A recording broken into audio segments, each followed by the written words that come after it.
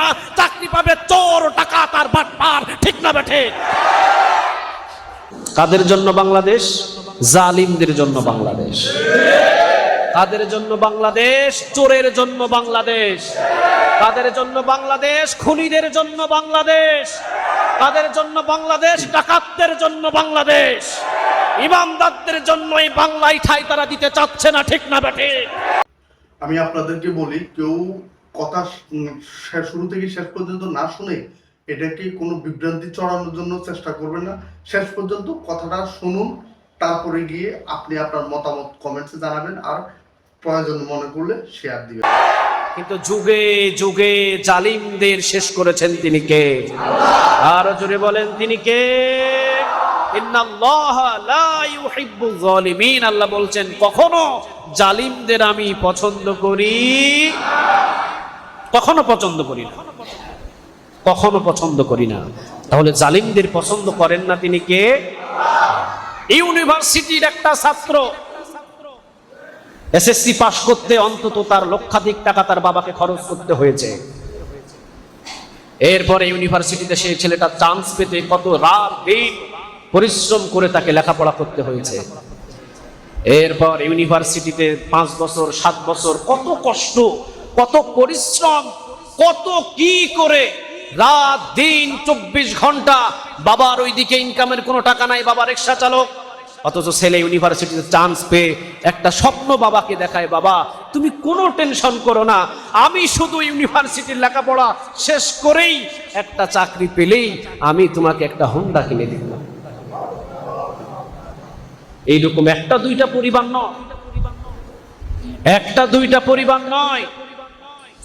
রংপুরের ভিতরে যে আবু সাইদ, এই ইউনিভার্সিটির এই ছাত্রটাকে যে হত্যা করা হলো, প্রকাশ্যে গুলি করে যে তাকে শেষ করে দেওয়া হলো, এই ছেলেটা রংপুরের ওই গ্রামের ভিতরে সবচাইতে একটা মেধাবী স্টুডেন্ট।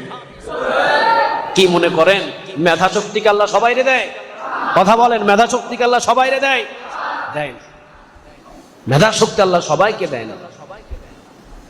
রাত দিন 24 ঘন্টা এই ছাত্রগুলো লেখাপড়া করে বাবাকে একটা স্বপ্ন দেখায়, বাবা আর বেশি দিন না, আর মাত্র 3টা বছর, তুমি মাসে মাসে এই রিক্সার টাকা, জমি বিক্রি করা টাকা তুমি আমারে দিও। এই টাকাগুলো আমি খরচ করছি এমনটা নয়, খরচ করে আমি যখন চাকরি পাবো দেখবে যে তোমার সমস্ত দুঃখ কষ্ট মুছে যাবে। চালের বস্তার টাকা আমি দিব, তোমার পাঞ্জাবি কেনার টাকা আমি দিব, বোনের যৌতুকের টাকা আমি দিব, তুমি যে জমি বিক্রি করেছো আবার তোমাকে ওই জমিটা আমি কিনে ক্রয় করে আবার ফেরত দিব। কত ধরনের স্বপ্ন একটা মার একটা বাবাকে ইউনিভার্সিটিতে পড়া একটা ছাত্র দেখায়। রাতের পর রাত, দিনের পর দিন কষ্ট করে পরিশ্রম করে মেধাবী স্টুডেন্ট লেখাপড়া করে এরপরে পাশ করার পর চাকরি যখন নিতে যাবে, চাকরি নেওয়ার সময় চাকরি নিবে কে? যে কোটা পেয়েছে, যে মুক্তিযোদ্ধার নাতি, তারাই চাকরি পাবে। মেধাবী স্টুডেন্ট সে চাকরি পাবে না, চাকরি পাবে চোর, ডাকাত আর বাটপার। ঠিক না বেঠে? কি আইন বানাচ্ছে দেশের ভিতরে! একজন মেধাবী স্টুডেন্ট ও চাকরি পাবে না।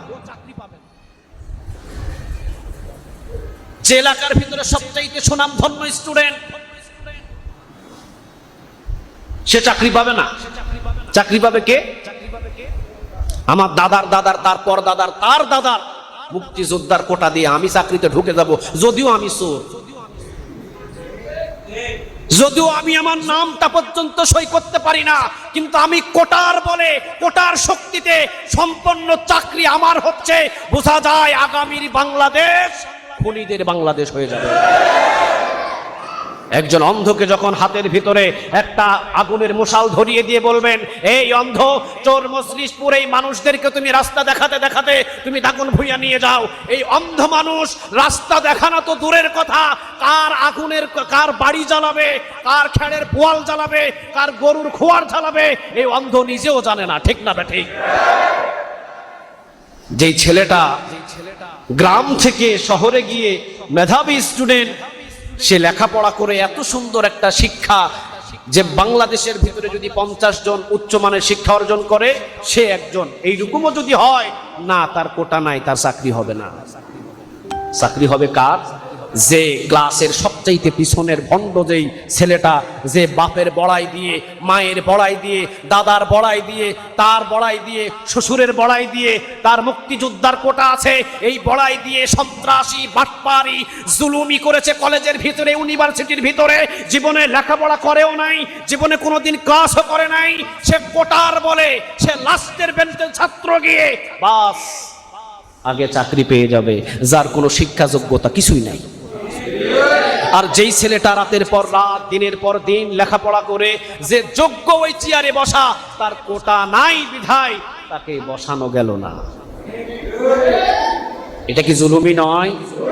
আরো জোরে বলেন, এটা কি জুলুমি নয়? আপনাদেরকে বলছি, কেউ এই ভিডিওকে অন্যভাবে নেবেন না, কারণ এখানে কোটা আন্দোলনটাকে ইসলাম সম্মতি দেয় কি দেয় না, মানবাধিকার ইসলাম সম্মতি দেয় কি দেয় না বা কিভাবে দেয় সেটা বোঝানোর জন্যই এই হুজুরের কথাগুলো এখানে আনা হয়েছে বা ভিডিওতে নিয়ে আসছি। আপনারা সবাই ইসলামকে এভাবে মানতে চেষ্টা করুন যেভাবে আল্লাহ বলছে, নবী দেখাই দিছে। আসুন আমরা সবাই ইসলামকে মনে প্রাণে ভালোবাসতে শিখি।